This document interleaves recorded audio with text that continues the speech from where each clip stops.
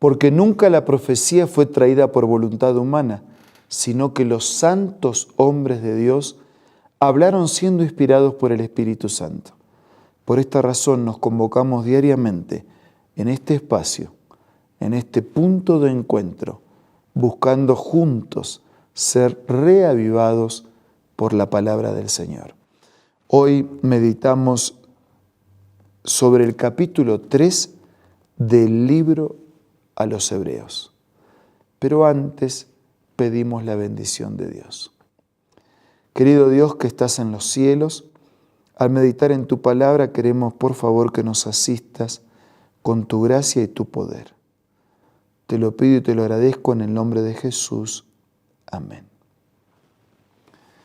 Ya sabemos que a través de los Hebreos, el apóstol Pablo nos transmite un mensaje, en primera instancia para aquellos hebreos, judíos dispersos, pero para todos los que quieran creer y aceptar la voluntad de Dios.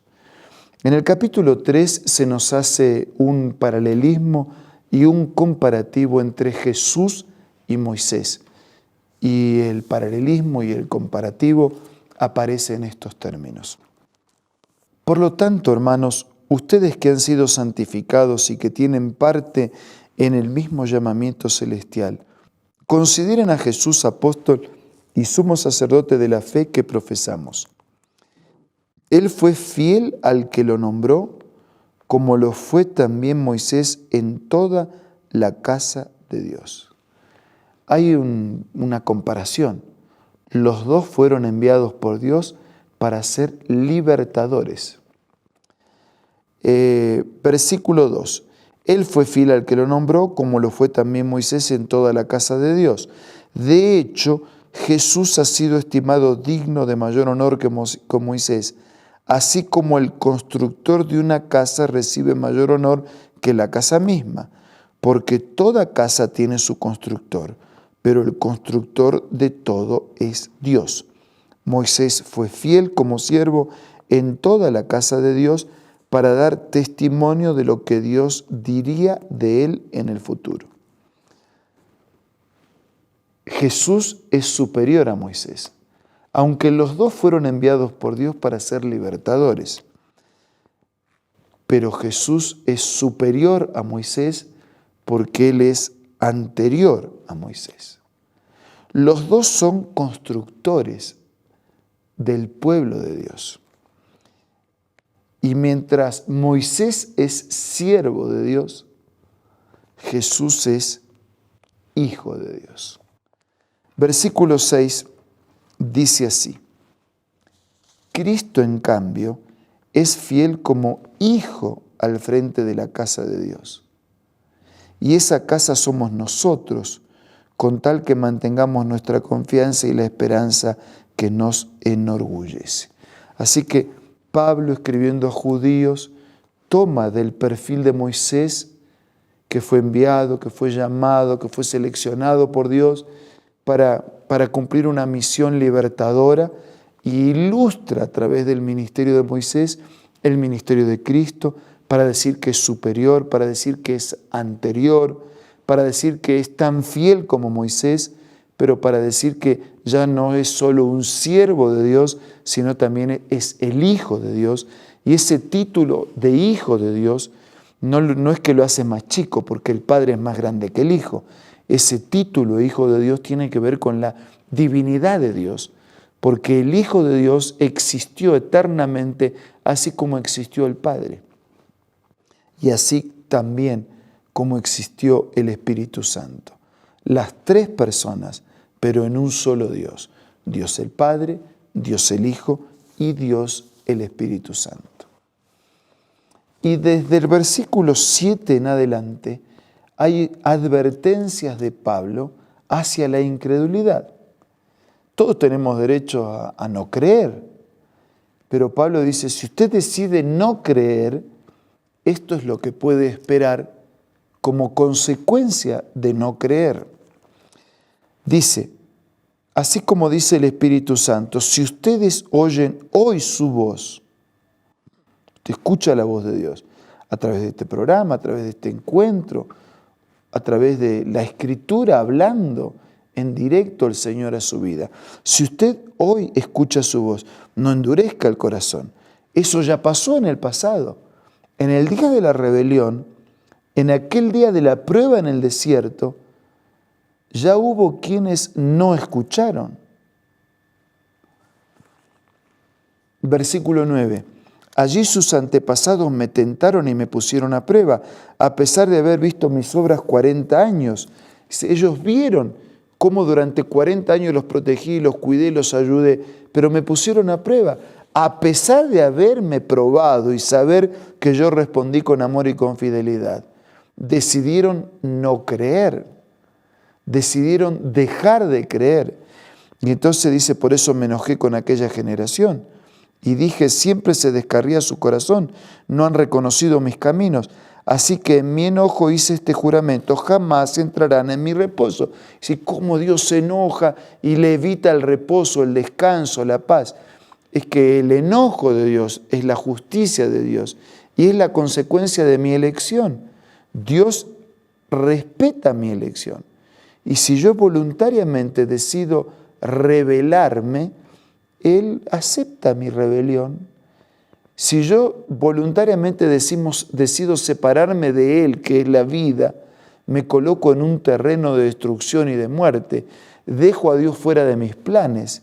Y entonces Dios que no impone, Dios que no obliga, Dios que no nos lleva a los tirones de la oreja, sino que suplica, ruega, pide permiso, nos abandona a la suerte de nuestra elección. Por eso dice el versículo 12, cuídense hermanos de que ninguno de ustedes tenga un corazón pecaminoso e incrédulo que los haga apartarse del Dios vivo. Tengan cuidado porque no hay otro Dios vivo, este es el único, no se aparten. Más bien, mientras dure este hoy, anímense unos a otros cada día para que ninguno de ustedes se endurezca por el engaño del pecado.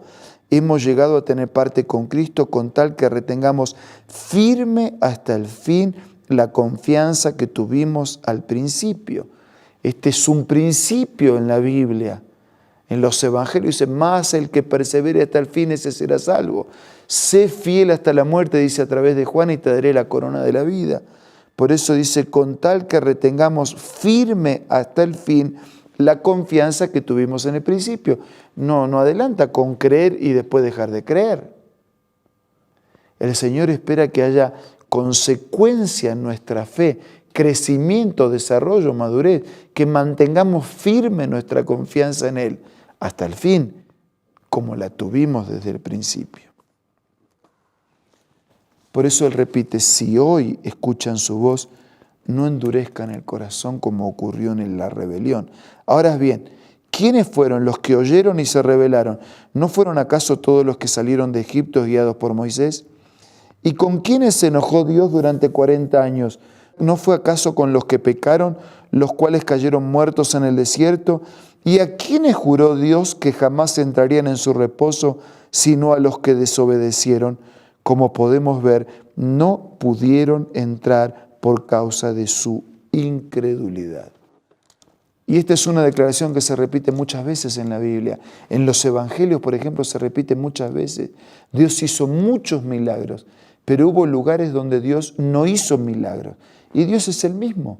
El poder, el amor, la bondad, el interés en el dolor, en el sufrimiento humano, en recuperarnos, es el mismo. Pero la Biblia dice, y allí no hizo milagros a causa de su incredulidad.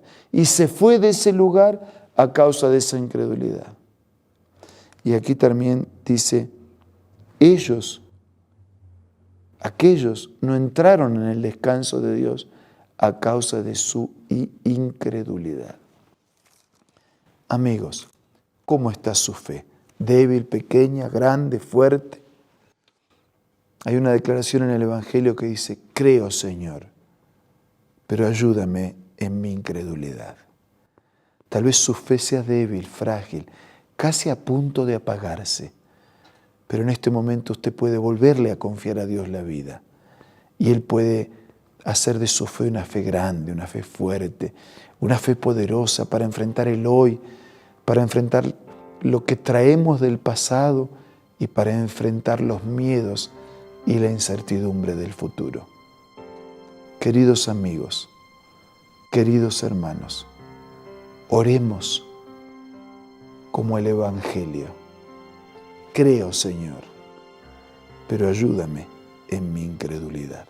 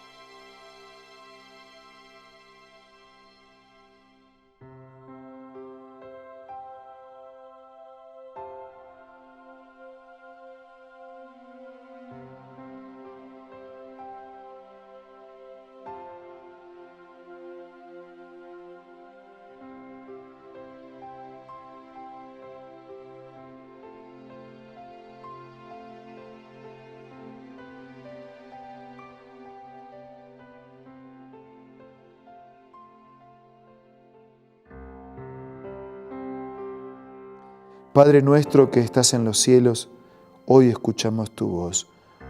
Hoy no queremos que sigas de largo. No queremos que nuestra casa y nuestra existencia se quede sin tu presencia.